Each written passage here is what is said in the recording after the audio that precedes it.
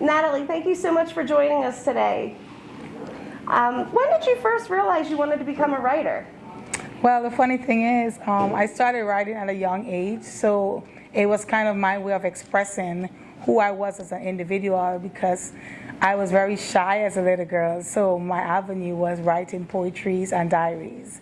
So it's been something I've been meddling with from knee high, you can say.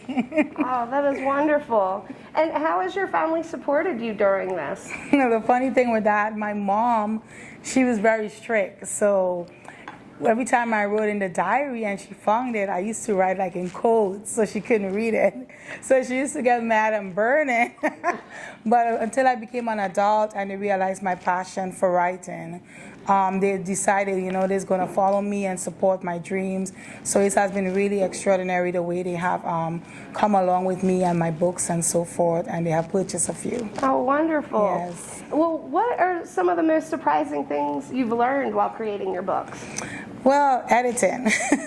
So I remember having a lot of sleepless nights just trying to complete it, and then the first book was like this small, and then it actually went to this big. So the editing process was very challenging. But when you really deepen what you love, you don't mind the time and the energy it takes to get in there. So definitely a lot of time. I see you have a book featured next to you. Yes. What inspired you to write this book, and can you tell us about it? Well, this book, The Rude Awakening of Spoken Words and Dreams and Poetries, is just because I actually teach and perform spoken word poetries in Charlotte and different venues. And the quotes I actually started on Facebook. So with the quotes, I was able to express myself and to help other people who was going through certain problems. So the quotes on the short poetry actually is a reminder that they can take with them on a day-to-day basis on a book format. How excellent.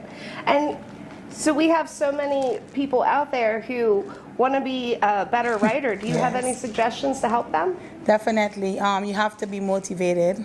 You have to be dedicated, because writing, sometimes you start and then you get, writer's block and then you stop. So you have to keep pushing regardless of any distraction. So if you ever have an idea, I'll tell you to get a book, have a pen by your bed and jot it down. And eventually that small thing can either become into a poetry or a story.